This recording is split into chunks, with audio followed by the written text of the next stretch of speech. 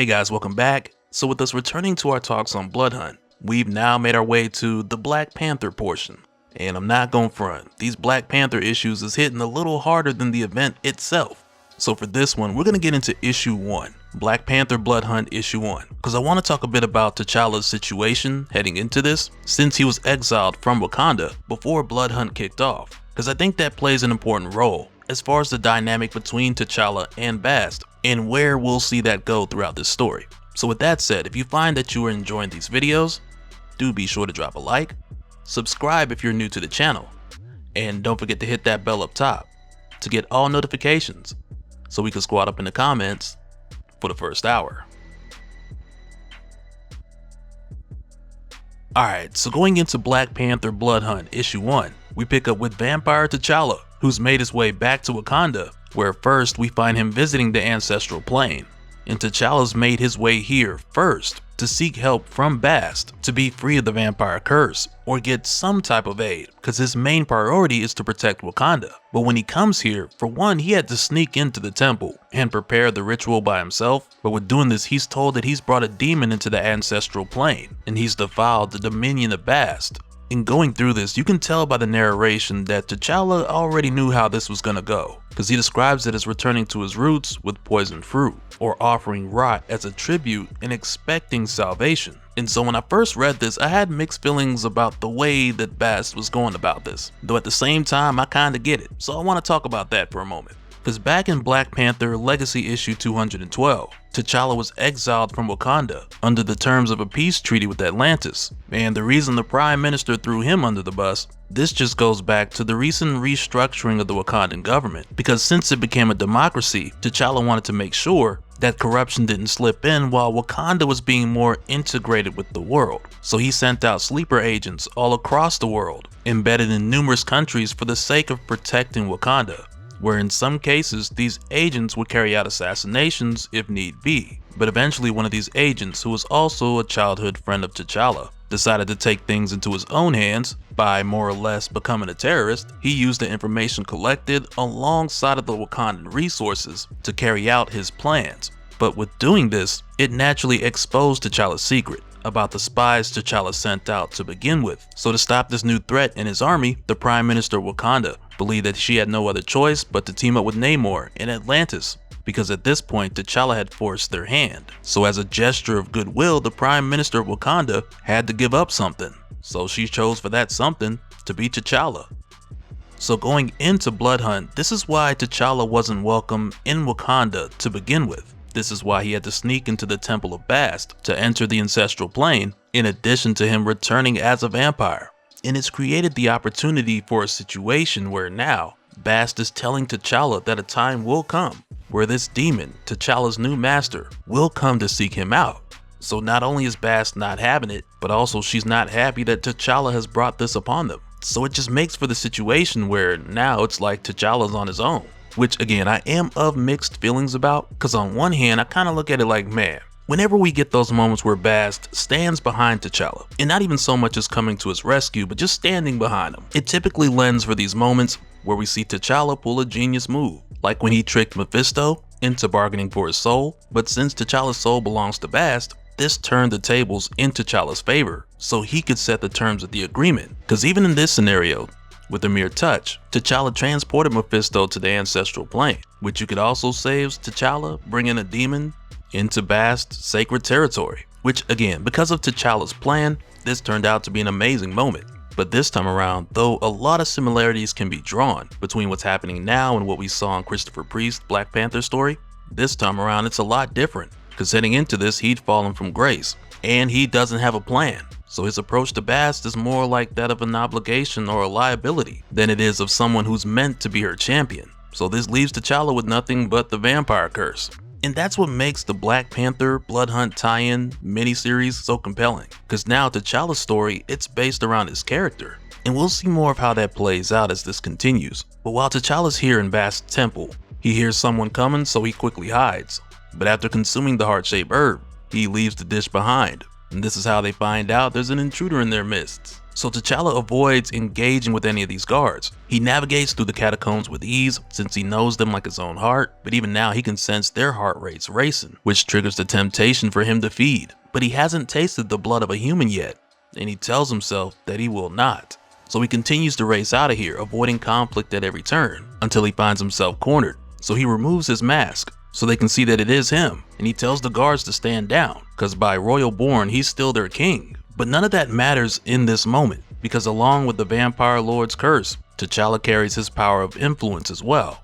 And he sees this when all the guards drop their weapons and stop in their tracks, allowing T'Challa to just walk right past them.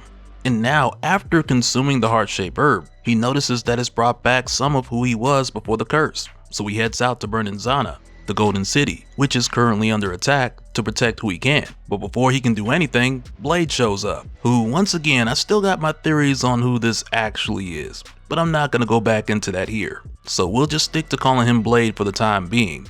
But when he gets here, he sees what T'Challa's about to do, so he tells him, no, what you're going to do is what I told you to come here and do, which begins with locating the temple ruins. But T'Challa pays him no mind, and he leaves Blade's Force Ghost hanging. Because right now, Wakanda needs him. Wakanda needs a protector. Because all the creatures that lurked in the dark before, they've gotten bold now, ever since Sun Death. While the regular people who've taken the sun for advantage, they've grown weak over time and lost their vigilance. Because they always knew the safety of sunlight would return. So together, those just make for these different creatures' encounters with the general public a slaughter. Because most people just aren't prepared. And when T'Challa makes his way to the ground, the first creature he runs into is the Adze, which is an ancient West African vampire-like creature that's heavily associated with dark sorcery, misfortune, and pestilence. And at first, it's almost like this thing believes that T'Challa's trying to steal its meal.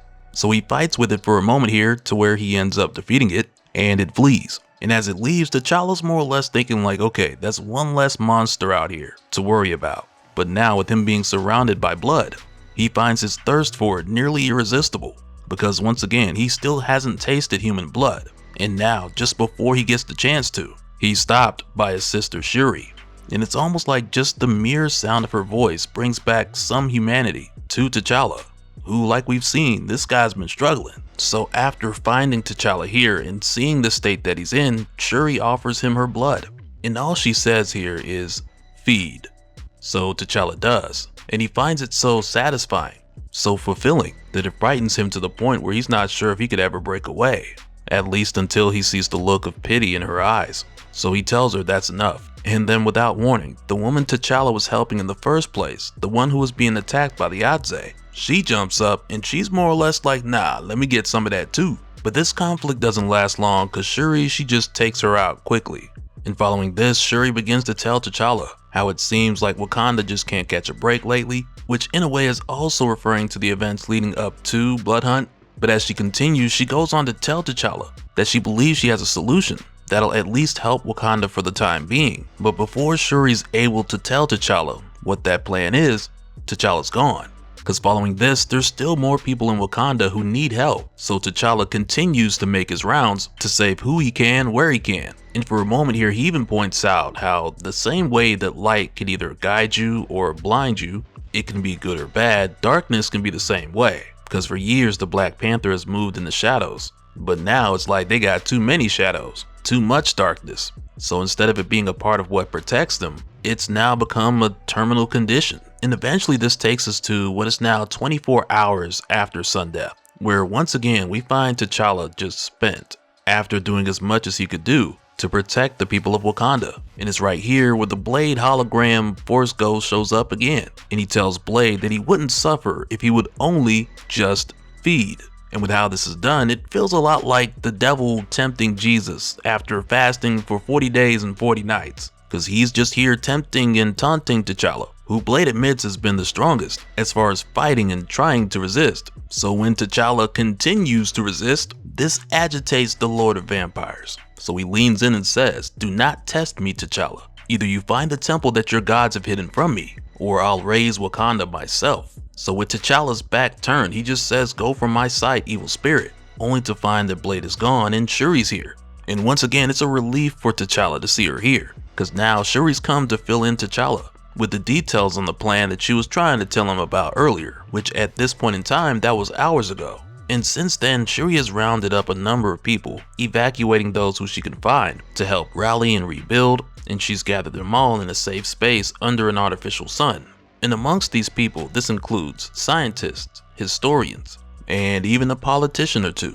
But as she's explaining this to T'Challa, for a moment he asks, "Where is she?" So she only tells him somewhere safe, which almost sounds like she doesn't want to take the chance of telling him too much. But as she goes on to tell him the plan as far as what needs to be done, she lets T'Challa know that the Dark Force has been unable to penetrate Latveria. So T'Challa stops her right there, and he says no, do not go to Doom. So Shuri tells him he's in no shape to make proclamations. So T'Challa comes right back saying, "I am king."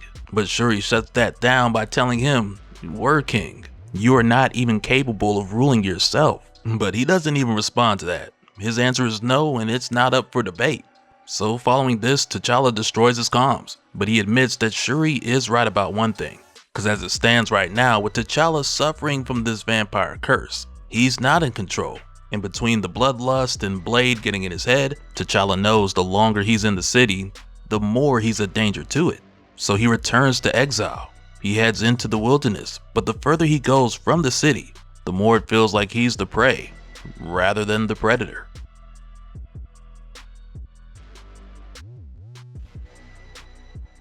And so now real quick, I want to give a special shout out to all the patrons. Thank you guys for all of your support. And for anyone who's new here, who wants more information on how to support the channel, I got a link below where you can go to patreon.com/dopespill. But that'll do it for this one, guys. Let me know your thoughts down in the comments below, and we'll do it again on the next one. Alright, later.